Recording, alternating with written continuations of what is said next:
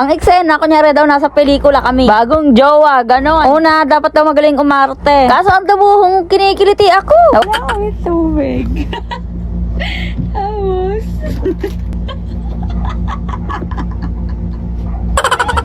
Ginising kami ng batang to. Oh, namukpok ba naman ang laruan sa mukha eh? Hi people of the world! Good morning! Anong oras pa lang, magsi-6 pa lang at pauwi na si housemate. Kanina pa ako gising actually kasi nga maaga nagising si mama. Tapos mga 3:30 umalis na siya kasi may excursion sila ba yun? Kasama yung mga treasure sa barangay. So hindi na ako natulog, pauwi na din naman na si housemate. Si Aiden tulog pa.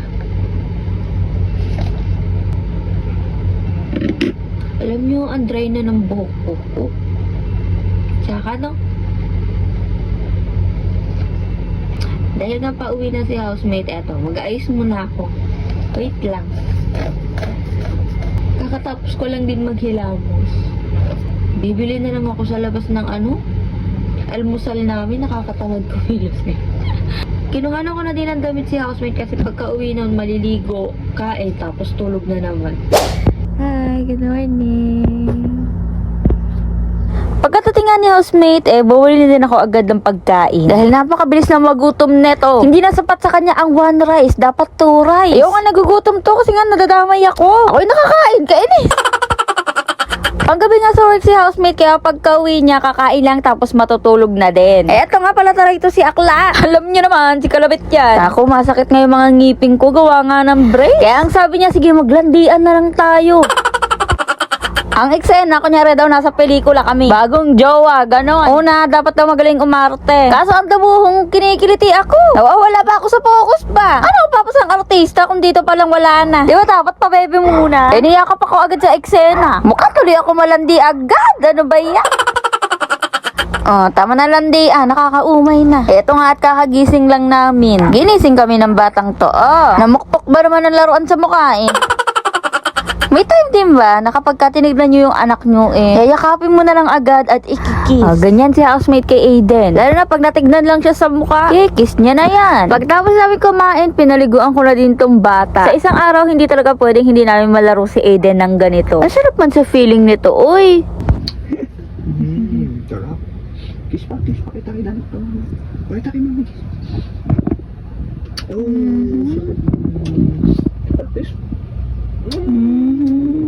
Wala kaming tubig.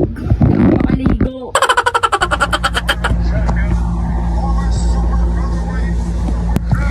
Daddy! Dad! Ang sakat mo.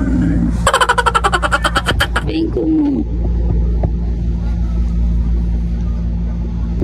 Di pa abot nga ng unang.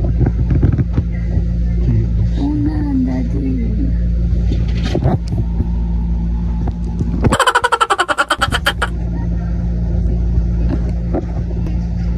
Dihilutin mo sa gulit ng lugar ko, di?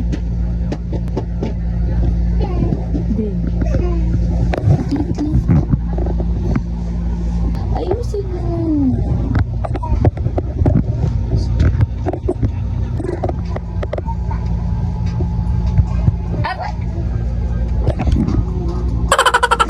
Wala kami tubig. Tapos,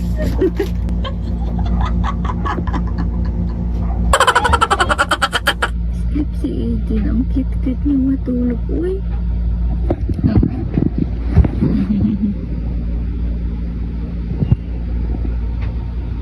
Ay, naku, anak. Mahal na mahal ka ni mommy. Ganyan itsura ni housemate kapag tulog. Pagpasensyahan nyo na ako maglutong vlog na to. Ito lang kasi yung nangyari sa araw namin. Wala kami masyadong ganap kundi maglandian at magharutan. buti may stock kami ng ng tubig sa ilalim ng lababo. Nakaligo kami ni housemate. Dahil nagda-dry na naman yung mukha ko. Tsaka pa lang ako maglalagay neto. Moisturizer. Ito lang nilalagay ko sa mukha ko eh.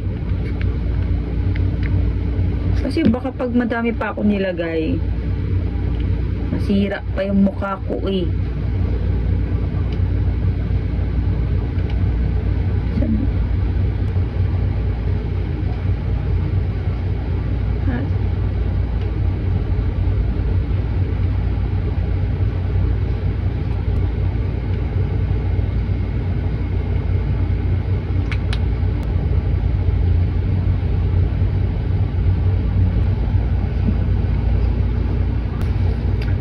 pa rin si Aiden.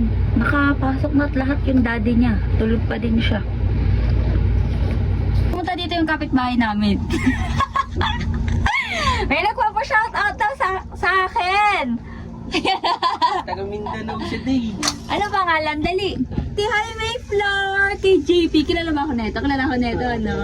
Hi! Kung nanonood ka, Highway Floor! Nakakarating na pala yung video ko sa Mindanao! Kaya naman, hello po sa inyo! Layo na nang narating ng mga videos natin! Anyway, see you on my next vlog. Thank you for watching!